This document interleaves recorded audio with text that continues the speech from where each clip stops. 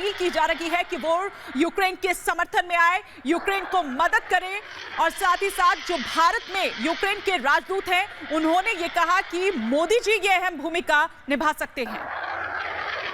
जी हां, तो रिपब्लिक भारत पर सबसे बड़ी कवरेज लगातार जारी है। इस बीच इस समय एक नहीं बल्कि कई देश जो हैं वो यूक्रेन के साथ में खड़े हुए हैं। अपडेट हम आपके सामने रख रहे हैं। अमेरिका और उसके सहयोगी एकजुट और निर्णायक तरीके से इसका जवाब देंगे, ये जो बाइडेन ने बिल्कुल साफ कर दिया है। रूस ने जो किया उसको बर्दाश्त नहीं किया जाएगा और इस समय हम यूक्रेन के साथ खड़े हुए हैं। नाटो ने यह साफ कर दिया, जो बाइडेन ने यह बात पहले ही बोल दी थी।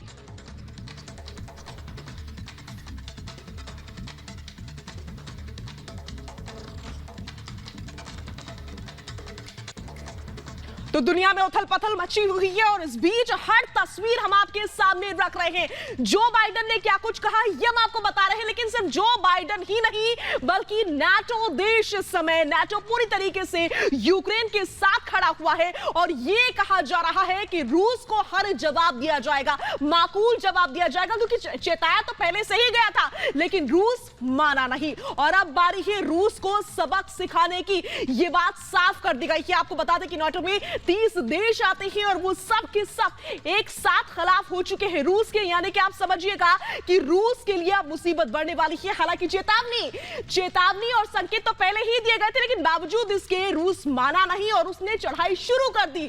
वो तस्वीर हमने आपको दिखाई, कैसे पहले एयर स्ट्राइक हुई और उसके बाद से जमीन के रास्ते से अंदर घुसे। हर तस्वीर हम आपके सामने रख रहे हैं। यूक्रेन बड़े दावे कर रहा है कि हमारे आम नागरिक भी मारे जा रहे हैं, लेकिन रूस कह रहा है कि हम पीछे नहीं हटने वाले हैं। आप चाहे हमें कितना भी चेता ले, आप कितनी भी चेतावनी दे दे, हम पीछे नहीं हटने वाले हैं। इस बीच दुनिया भर से क्या प्रतिक्रियाएं सामने आ रही है, कौन कौन से देश इस समय यूक्रेन के साथ में खड़े हुए हैं, ये हम आपको लगातार बता रहे हैं। इटली के प्रधानमंत्री की ओर से क्या बयान आया है वो आपकी टीवी स्क्रीन पर है। रूस का निर्णय यूक्रेन की संप्रभुता और क्षेत्रीय अखंडता का एक अस्वीकार्य उल्लंघन है, ये बात कही गई है प्रधानमंत्री की ओर से। इटली के प्रधानमंत्री की ओर से यह बयान दिया गया है और इसी तरह का बयान अलग अलग देशों से आ रहा है सामने। प्रधानमंत्री हो या फिर राष्ट्रपति ये बयान दे रहे हैं। इस बीच भारत से भी यूक्रेन की ओर से मदद मांगी गई है। देखना यह होगा कि आखिर होता क्या है आगे।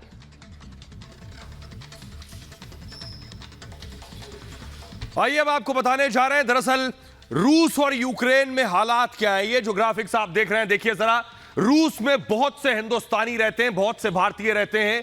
यूक्रेन में आपको बताऊं 20,000 भारतीय छात्र रहते हैं यूक्रेन के अंदर। वो किस हाल में है ये आपको बताऊंगा। ये ज्यादातर छात्र इंजीनियरिंग और मेडिकल करने के लिए यूक्रेन जाते हैं, वहां पढ़ाई लिखाई करते हैं, वहां हॉस्टल्स में रहते हैं।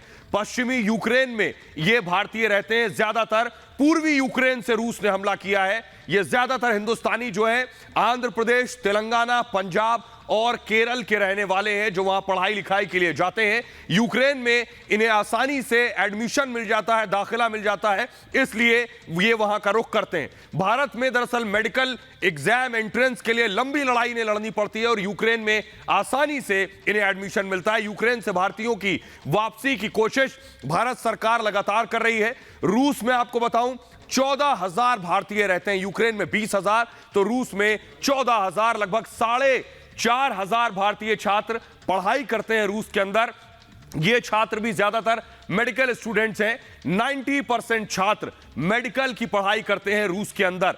रूस में 500 भारतीय भी हैं जो वहां बिजनेस करते हैं, कारोबार करते हैं अपना, और उससे अपनी रोजी रोटी चलाते हैं।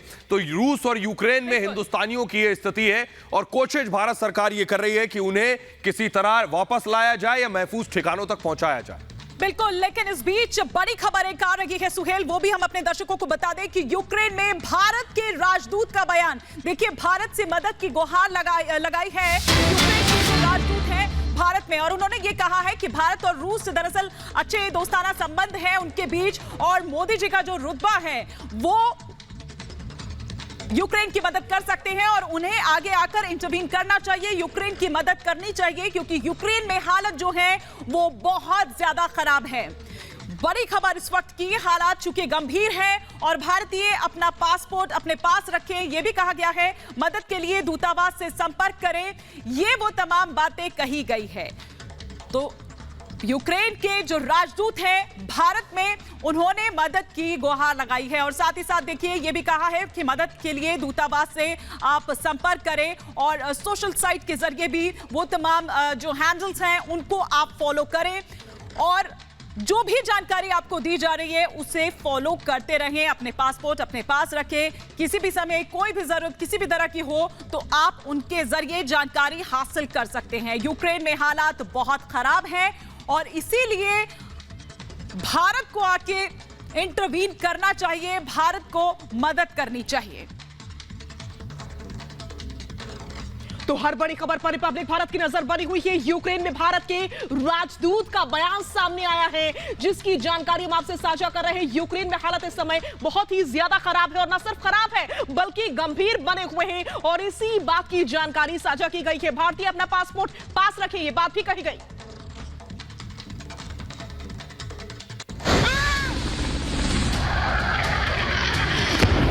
रूस के राष्ट्रपति व्लादिमीर पुतिन के युद्ध के ऐलान के साथ ही यूक्रेन के कई शहरों में धमाके और बमबारी हो रही हैं।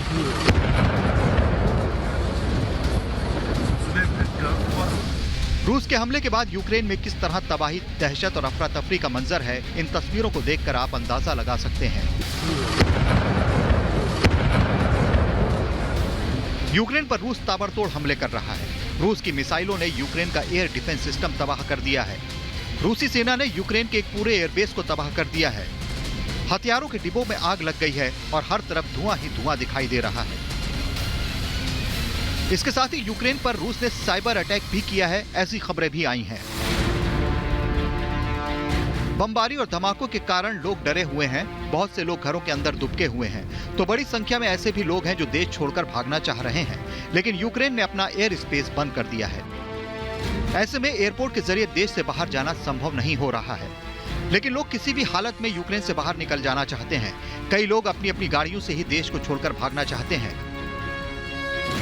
अचानक भारी संख्या में लोगों के सड़कों पर आ जाने से यूक्रेन के कई शहरों की सड़कों पर लंबा जाम लग गया है।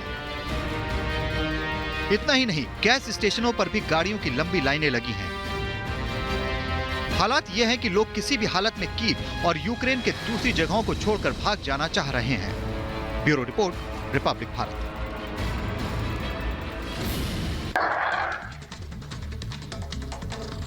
तो महायुद्ध की आग में आप देखिए कि अब पूरी दुनिया जा चुकी है, पूरा यूरोप जा चुका है। रूस ने जिस चीज का डर था, जिस चीज का अंदेशा था, आशंका जताई जा रही थी, उसके पुख्ता सबूत आज सुबह भारत के समय के मुताबिक अगर बात करें तो 8:30 बजे से मिलने शुरू हुए थे, जब एक के बाद एक धमाके शुरू हुए थे और रूसी सेना बेलारूस और क्रीमिया के जरिए यूक्रेन में दाखिल होने की कोशिश की। बेशक और इसीलिए हम कह रहे हैं कि हर खबर इस समय सुहेल महत्वपूर्ण है और इसी तरीके से हम जानकारी साझा करते रहेंगे। सुहेल।